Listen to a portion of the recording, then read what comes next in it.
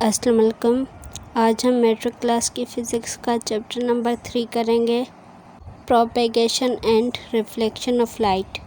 पर video start करने से पहले एक छोटी सी रिक्वेस्ट, काइंडली मेरे चैनल को सब्सक्राइब करें और बेल आइकन को प्रेस करना मत भूलिएगा ताकि तमाम नॉलेजेबल वीडियोस की अपडेट सबसे पहले आप तक पहुँचे। थैंक्स। तो चलें स्टार्ट करते हैं वीडियो। जब हम आसमान की तरफ देखते हैं, चमकते सितारे देखते हैं, सूरज की रोशनी देखते हैं, मंदिर की गहराई को देखते हैं, रंग बिरंगे फूलों को देखते हैं, तो हम कुदरत की तारीफ़ करते हैं। ये सब लाइट की वजह से है। हम कोई चीज़ देखते हैं तो रोशनी की जो शुआएं होती हैं वो हमारी आंखों में दाखिल होती हैं और हमारे देखने के एहसास को जगाती हैं। मैंने आपको जो एग्जाम्पल दी उसमें से ये पता चला कि कुछ चीज़ें होती हैं जिनमें रोशनी होती है, उनकी रोशनी की वजह से हम उन्हें देख पाते हैं, जबकि कुछ चीज़ें ऐसी होती हैं जो इसलिए हमें दिखाई देती हैं क्योंकि वो हमारी आंखों में अक्स बनाती हैं। रोशनी और उसके असरात जानने के लिए हमें उसकी कुछ प्रॉपर्टीज़ पढ़नी होंगी। लाइट रोशनी की प्रॉपर्टीज़ हैं propagation, reflection, refraction, dispersion and emission of light, rectilinear propagation of light. तो आम सी बात है कि रोशनी जिस भी चीज़ पे पड़ती है ज़मीन पे उसका साया बनता है। इस बात से हमें ये पता चलता है कि light travels in a straight line. रोशनी सीधी लकीर में आती है। पिन होल कैमरा नाम से ही पता चल रहा है। इसके अंदर हमने एक सुराख किया हुआ है और वो सुराख बहुत ही बारीक सा है, मतलब सेफ्टी पिन की जो टिप होती है बिल्कुल उतना सा सुराख किया हुआ है। और कैमरे का काम क्या है? तस्वीरें लेना। पिन होल कैमरा एक ऐसा कैमरा है जिसमें लेंस यूज़ नहीं होता, पर एक छोटा सा सुराख किया होता है। इस सुराख के ज़रिए लाइट जाती है और बहुत सारे तस्वीरें बना सकते हैं हम। मुस्लिम साइंटिस्ट इब्न अल हैथम ने इन्वेंट किया था पिन होल कैमरा। फिगर दी गई है, इसको देख के समझते हैं। एक लकड़ी का डब्बा लिया गया है, उसमें सुराख किया गया है, उसके सामने बिल्कुल एंड पे स्ट्रीम रखी गई है। अब होता क्या है कि इब्न अल हैथम ने ये एक्सपेरिमेंट इस तरह से किया कि सामने एक ऑब्जेक्ट रख दिया, होल से लाइट अंदर की तरफ गई और सामने वाइट स्ट्रीम पे बाहर रखे हुए ऑब्जेक्ट की इमेज बन गई, बट इन्वर्टेड।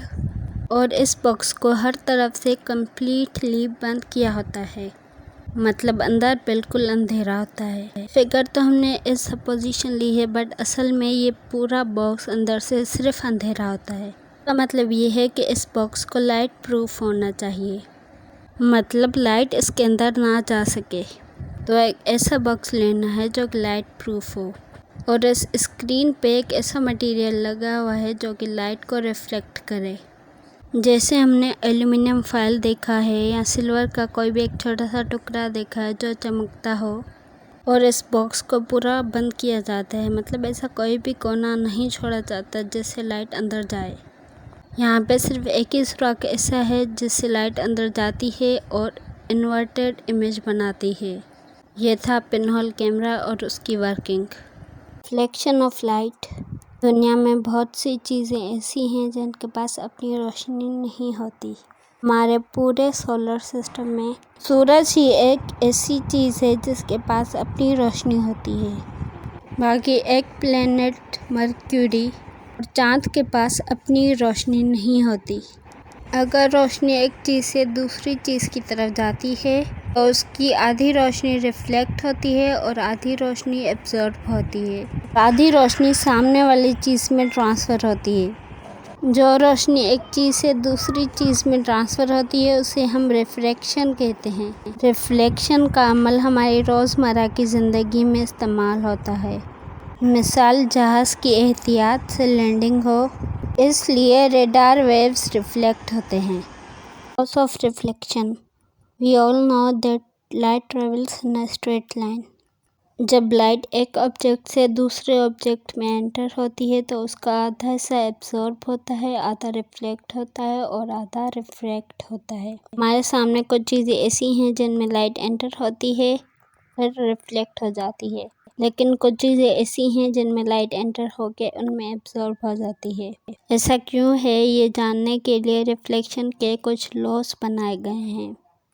फिगर में दिखाया गया है कि एक ल्यूमिनस ऑब्जेक्ट एक प्लेन मिरर के सामने रखा गया है। ल्यूमिनस ऑब्जेक्ट वो ऑब्जेक्ट है जिसमें से थोड़ी सी लाइट पास हो। सपोज करें हमने प्लेन मिरर के सामने मोबाइल रखी है। अब मोबाइल में से रोशनी निकल रही है। वो रोशनी जब मिरर को टच करेगी तो आधी रोशनी मिरर में एब्जॉर्ब हो जाएगी और आधी रोशनी रिफ्लेक्ट हो जाएगी। अब इस फिगर में इन्होंने जो ऑब्जेक्ट रखा है उसको पॉइंट O से रिप्रेजेंट किया है। जो लाइट एब्जॉर्ब हो रही है उसको इंसिडेंट रे मतलब A से रिप्रेजेंट किया है और जो लाइट रिफ्लेक्ट हो रही है उसको B से रिप्रेजेंट किया है। अब एंगल्स बन गए। जो लाइट ऑब्जेक्ट से मिरर में एब्जॉर्ब हो गई है उसको एंगल OA का नाम दिया है और जो लाइट रिफ्लेक्ट हो गई है उसे एंगल OB का नाम दिया है। और जिस एंगल से ये दोनों रेस निकल रही हैं उसको एंगल ON का नाम दिया है। मिरर को एंगल MM का नाम दिया गया है। जिस एंगल पे AON और NOB रहे हैं उन्हें एंगल ऑफ इंसिडेंस या एंगल ऑफ रिफ्लेक्शन का नाम दिया गया है। ये सारे एंगल्स मैग्नीट्यूड में सेम हैं। इन सब एंगल्स को मिलाकर लॉस बनाए गए हैं। पहला लॉ है angle of incidence angle of reflection के बराबर है। इसको मैथमेटिकली भी बताया गया है। एंगल I बराबर है एंगल R के। दूसरा लॉ है इंसिडेंट रे, रिफ्लेक्टेड रे और नॉर्मल रे तीनों एक ही प्लेन पर हैं। यह दोनों रिफ्लेक्शन के लॉज हैं। Regular and irregular reflection. जब अपोजिट रेस एक मिरर पर आके मिलती हैं तो उनमें से बहुत सी रेस रिफ्लेक्ट हो जाती हैं। इसी रिफ्लेक्शन को हम रेगुलर रिफ्लेक्शन कहते हैं। रेगुलर रिफ्लेक्शन को स्पेक्युलर रिफ्लेक्शन भी कहा जाता है। रेगुलर रिफ्लेक्शंस हमें अक्सर मिरर्स से ही मिलती हैं। जब अपोजिट रेस किसी शीट पर मिलती हैं, जैसे कि कोई वाइट पेपर हो गया, एल्युमिनियम फॉयल हो गया, सिल्वर शीट्स हो गई, तो वो डिफरेंट डायरेक्शंस में स्कैटर्ड हो जाती हैं, फैल जाती हैं, जैसे फिगर में दिखाया गया है। ऐसी रिफ्लेक्शन को हम इरेगुलर रिफ्लेक्शन कहते हैं। इरेगुलर रिफ्लेक्शन हमारे लिए बहुत ही ज़रूरी है। ये दिन जो रात में तब्दील होता है ये सूरज की इरेगुलर रिफ्लेक्शन की वजह से होता है। हमें जो भी कुछ दिखता है, मसलन pen, copy, bag, desk, table, ये सब कुछ इरेगुलर रिफ्लेक्शन की वजह से दिखाई देता है। Image formed by plane mirror. हम जब भी मिरर में देखते हैं तो ऐसा होता है कि मिरर के सामने जो चीज़ पड़ी होती है वो मिरर के पीछे दिखाई देती है। ये मिरर में जो ट्रांसफॉर्मेशन हो रही है इसकी वजह यही है कि हम मिरर में जो चीज़ देखते हैं उसकी रोशनी हमारी आंखों में लग के अपोजिट डायरेक्शन में रिफ्लेक्ट हो जाती है। हम मिरर पर जो भी इमेज देखते हैं वो लाइट की रेक्टिलिनियर प्रोपेगेशन की वजह से होती है। किसी भी चीज़ को जब मिरर के सामने रखा जाता है तो उसकी लाइट हमारी आंखों में रिफ्लेक्ट होती है। लाइट की जो रे इमेज और ऑब्जेक्ट के दरमियान होती है वो 90 डिग्री का एंगल बनाती है। अगर हम एक फिगर बनाएंगे तो मिरर, इमेज और ऑब्जेक्ट का डिस्टेंस इक्वल होगा। जैसे हमने पिनहोल कैमरा में पढ़ा है कि अगर लाइट रिफ्लेक्ट होगी और इमेज बनेगी तो वो इमेज इन्वर्टेड बनेगी। यहाँ पे कुछ कैरेक्टरिस्टिक्स बताई गई हैं। एक इन्वर्टेड इमेज वो इमेज होती है कि अगर हम किसी ऑब्जेक्ट को राइट साइड पे रखेंगे कि मिरर पर इमेजेस कैसे बनती हैं। पहली कैरेक्टरिस्टिक है कि मिरर पर इमेज हमेशा इन्वर्टेड बनती है। इन्वर्टेड इमेज बनने का मतलब ये है कि अगर हम ऑब्जेक्ट को राइट साइड पर रखेंगे तो वो मिरर में लेफ़्ट साइड पे शो होगा। दूसरी कैरेक्टरिस्टिक है मिरर के सामने जो ऑब्जेक्ट होगा मिरर के अंदर उसकी इमेज का जो साइज़ होगा वो सेम होगा। तीसरी कैरेक्टरिस्टिक ये है कि मिरर पर जो भी इमेज बनेगी वो कभी भी सीधी नहीं होगी। चौथी कैरेक्टरिस्टिक ये है कि मिरर की जितनी सामने चीज़ रखी जाएगी वो चीज़ मिरर के अंदर उतनी ही दूर नज़र आएगी। स्फेरिकल मिरर्स, ये कर्व्ड और स्फेरिकल मिरर्स अक्सर बच्चों के प्ले एरियाज़ में होते हैं। ये कर्व्ड या स्फेरिकल मिरर्स पहाड़ी इलाकों पर भी होते हैं जो हमें एक्सीडेंट से बचाते हैं। एस्ट्रोनॉमर्स टेलीस्कोप में बड़े बड़े स्फेरिकल मिरर्स यूज़ करते हैं। स्फेरिकल मिरर जिसे हम कर्व्ड मिरर भी बोलते हैं, ये मिरर्स शेप में थोड़े टेढ़े होते हैं। एक मिरर है जिसकी अंदर की साइड पॉलिश की हुई है, उसे बोलते हैं कॉनकेव मिरर। कॉनकेव मिरर्स के पास ये सलाहियत होती है कि वो रोशनी की शुआओं को कन्वर्ज करते हैं, मतलब टेढ़ा करते हैं। इसीलिए कॉनकेव मिरर को कन्वर्जिंग मिरर भी कहा जाता है। कॉनकेव मिरर जिसे कन्वर्जिंग मिरर या स्फेरिकल मिरर भी कहते हैं, यह उसकी फिगर है। एक मिरर है और उसकी आउटर साइड पॉलिश्ड है, तो उसे कहेंगे कॉन्वेक्स मिरर। कॉन्वेक्स मिरर में ये सलाहियत होती है कि रोशनी की शुआओं को कॉन्वेक्स मिरर डाइवर्ज कर सकता है, मतलब एक दूसरे से अलग कर सकता है। इसीलिए कॉनकेव मिरर को डाइवर्जिंग मिरर कहते हैं। स्फेरिकल मिरर के दोनों मिरर्स लॉज ऑफ रिफ्लेक्शन के तहत यूज़ होते हैं, इसीलिए स्फेरिकल मिरर का हर मिरर प्लेन मिरर होता है। स्फेरिकल मिरर से इमेजेस कैसे बनती हैं और उनका बिहेवियर क्या होता है, ये सब जानने के लिए हम कुछ टर्म्स पढ़ेंगे। लेंस की जिस एरिया से एक्स दिखाई देता है वो एरिया कर्व होता है। रेडियस, अब रेडियस क्या होता है? सर्किल के सेंटर से लेकर उसके एंड पॉइंट तक जो लाइन होती है वो रेडियस कहलाती है। तो यहाँ कह रहे हैं लेंस का जो रेडियस होता है वो स्ट्रेट होता है और वो लेंस के सेंटर से लेकर उसके एंड पॉइंट तक होता है। लेंस का जो कोना होता है वो भी कर्व होता है। प्रिंसिपल एक्सिस भी सेंटर से लेकर एंड पॉइंट तक एक लाइन ही होती है, पर प्रिंसिपल एक्सिस वर्टिकल लाइन होती है, रेडियस हॉरिजॉन्टल लाइन होती है। लास्ट है principal axis is a straight line passing through the centre of curvature and the pole, जैसे हमने पहले डिस्कस किया। इस फिगर में principal axis, pole, centre of curvature और रेडियस ऑफ कर्वेचर दिखाया गया है। Reflection and formation of images by concave mirror, जब अपोजिट डायरेक्शन से रोशनी की शुआएं प्रिंसिपल एक्सिस की तरफ आती हैं और कॉनकेव मिरर की तरफ जाती हैं तो वो अक्स बनाने के बाद प्रिंसिपल एक्सिस की तरफ मुड़ जाती हैं। इस पॉइंट को प्रिंसिपल फोकस कहते हैं और कैपिटल एफ से डिनोट करते हैं। प्रिंसिपल एक्सिस से मिरर के एंड पॉइंट तक डिस्टेंस को फोकल लेंथ कहते हैं और उसे स्मॉल एफ से डिनोट करते हैं। कॉनकेव मिरर से जो रोशनी की शुआएं आती हैं वो कुछ रूल्स के तहत आती हैं। पहला रूल है अपोजिट डायरेक्शन से जो रोशनी की शुआएं प्रिंसिपल एक्सिस की तरफ आती हैं वो प्रिंसिपल फोकस पर अपना अक्स बनाती हैं। दूसरा रूल है जो रे प्रिंसिपल फोकस की तरफ निकलती है वो प्रिंसिपल एक्सिस के अपोजिट डायरेक्शन में अक्स बनाती है। तीसरा रूल है रोशनी की शुआएं जब लेंस के सेंटर से निकलती हैं तो वो उसी के सामने अपना अक्स बनाती हैं। चौथा रूल है कि रोशनी की शुआएं जब प्रिंसिपल एक्सिस के साथ एंगल बनाती हैं तो वो उसी एंगल पर अपना अक्स भी बनाती हैं। हमने रोशनी की जिन शुआओं के बारे में पहले पढ़ा है उनकी मदद से हम कॉनकेव मिरर की किसी भी इमेज की नेचर बता सकते हैं। फिगर में एग्जाम्पल दी गई है कि ऑब्जेक्ट ओ को फोकल लेंथ और सेंटर के दरमियान रखा गया है और उसका अक्स मिरर के सामने बन रहा है, जैसे कि हमने पहले भी डिस्कस किया है।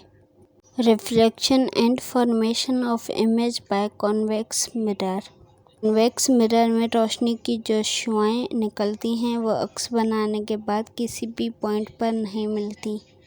इसीलिए कॉन्वेक्स मिरर पर जो इमेज बनती है वो मिरर के पीछे बनती है। कॉनकेव मिरर में रियल और वर्चुअल दोनों इमेजेस बनती हैं, बट कॉन्वेक्स मिरर में सिर्फ वर्चुअल इमेजेस बनती हैं, क्योंकि रोशनी की शुआएं अक्स बनाने के बाद एक दूसरे के साथ नहीं मिलती। कॉन्वेक्स मिरर में इमेज वैसे ही बनती है जैसे इस फिगर में दिखाई गई है। Mirror formula distance of the image object और फोकल लेंथ के दरमियान रिलेशन है। यहाँ पे हमने एक ऑब्जेक्ट लिया है जिसको नाम दिया है AB, उसको फोकस और सेंटर के दरमियान रखा है। सामने से दो रेस आके एक दूसरे को कट कर रही हैं, जिनको हमने AP और AD का नाम दिया है। अब रिफ्लेक्शन के लॉस के तहत ये दोनों रेस एक अक्स बना रही हैं सेम एंगल पर, जैसे कि फिगर में दिखाया गया कि ट्रायंगल APB लाइन APB के सेम है। इसीलिए हम लिखेंगे कि triangle AB upon PB is equals to line AB upon PB। Figure में ये भी था कि AD रे फोकल लेंथ के सामने से पास होकर प्रिंसिपल एक्सिस तक आई, तो ट्रायंगल ABF और FPDB एक जैसे हो गए। तो हम ये भी लिख सकते हैं AB upon DB is equals to BF upon FP, जैसा कि AB बराबर है H नोट के, लाइन DP बराबर है ट्रायंगल A और ट्रायंगल B के, ट्रायंगल A और ट्रायंगल B बराबर है H1 के, FP बराबर है स्मॉल f के और BF बराबर है P माइनस स्मॉल f के। तो हम लिखेंगे H naught upon H1 is equals to P minus F upon F। H naught upon H1 को हम P अपॉन Q भी कह सकते हैं, इसीलिए हम कर देंगे P upon Q is equals to P minus F upon F। दोनों साइड्स को P से डिवाइड करेंगे क्योंकि P कॉमन है दोनों में, तो हो गया P upon PQ is equals to P minus F upon PF। अब लेफ्ट साइड पर P कॉमन है तो हम P को कैंसिल कर देंगे, यहाँ पे हो जाएगा 1 अपॉन Q। अब राइट साइड पर P भी कॉमन है और F भी, इसीलिए हम कुछ भी कैंसिल नहीं करेंगे और यहाँ पे हो जाएगा 1 upon F minus 1 upon P। मतलब हमारी इक्वेशन बनी 1 upon Q is equals to 1 upon F minus 1 upon P। अब इसी इक्वेशन को अगर हम अरेंज करेंगे तो होगा 1 upon F is equals to 1 upon P plus 1 upon Q, और ये हो गई mirror equation. Sign convention and magnification formula. Spherical mirrors में हम कॉन्वेक्स मिरर और कॉनकेव मिरर दोनों को देखते हैं। मिरर्स के जो भी डिस्टेंस हैं वो उनके सेंटर से लेकर एंड पॉइंट तक देखे जाते हैं। रियल इमेजेस के डिस्टेंस, रियल इमेज जो कॉनकेव मिरर में बनती है वो हमेशा पॉजिटिव होते हैं, और वर्चुअल इमेजेस के डिस्टेंस, वर्चुअल इमेज जो कि कॉन्वेक्स मिरर में बनती है उसके डिस्टेंसेस हमेशा नेगेटिव लिए जाते हैं। इसीलिए मैग्निफिकेशन का फॉर्मूला है H1 upon H naught is equals to Q upon P। अगर देखा जाए तो ये फार्मूला मिरर फार्मूला के अपोजिट है। Uses of spherical mirrors. Spherical mirrors में कॉन्वेक्स मिरर और कॉनकेव मिरर दोनों आ जाते हैं, बट मोस्टली मिरर्स में कॉनकेव मिरर यूज़ होता है। यहाँ पे लिखा है कि concave mirror microscopes, telescopes, doctors के ऑप्थेल्मोस्कोप्स, सर्च लाइट्स, स्पॉटलाइट्स, गाड़ियों की हेडलाइट्स में भी यूज़ होते हैं।